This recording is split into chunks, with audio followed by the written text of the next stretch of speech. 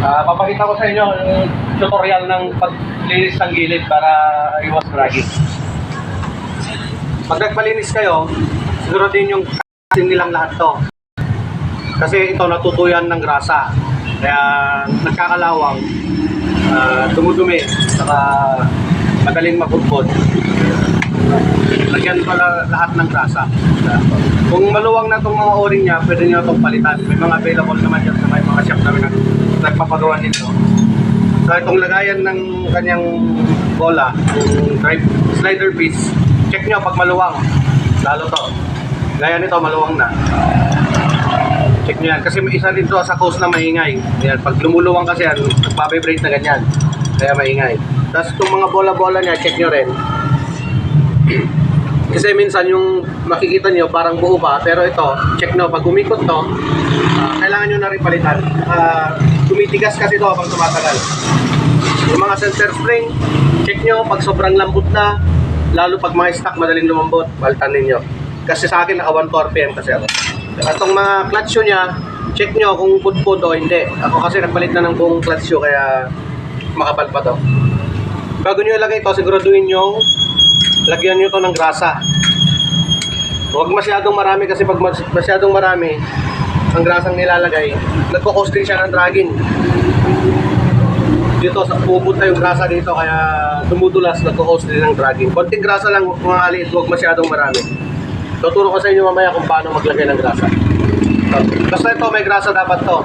Tapos itong damper nya, ito yung tinatawag nilang damper, yan. May clutch damper po itong mga automatic. Dito nilalagay yan. Lagyan din po ng grasa. Kasi pag kulang ng grasa yan, mahirap magtulak yan. Kaya kailangan may mga grasa to. Dito tayo maglalagay ng grasa sa Kapag lalagay ng grasa dito, pahiran nyo lang ng konti rito. Ayan. Ayan. Tapos ipasok nyo to. Paikot nyo ganon. Tapos punasan nyo itong excess. Yan, may magrasa na yan. Pero ito, pwede nyo lagyan dun sa loob. Kasi hindi nyo makita. Makikita nyo dun yung bearing dito. O pwede nyo lagyan na ng konti sa loob. Ganyan lang yung paglalagay ng grasa. Punasan nyo lang yung sobra rito. Ayan, marami na yung grasang nailagay dyan.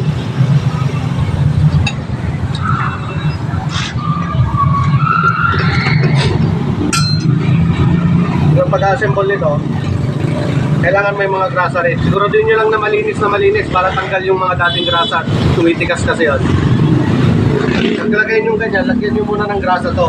Ganyan, para assemble na lang natin. Ito, lagyan nyo ng grasa.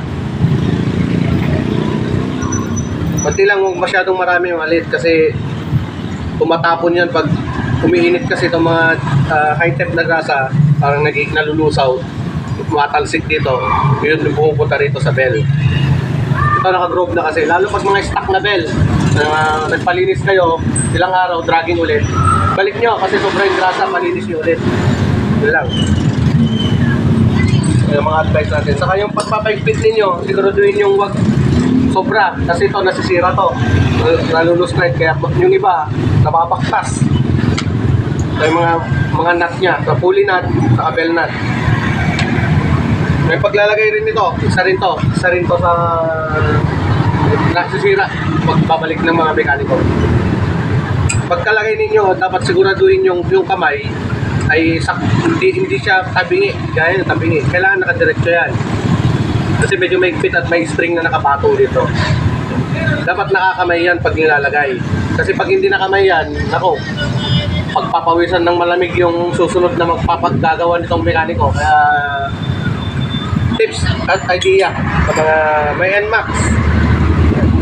Kung gusto nyo mag-upgrade, tanongin na lang sa mga mekanikong may alam kung ano yung mga spring, center spring, pulley, clutch shoe.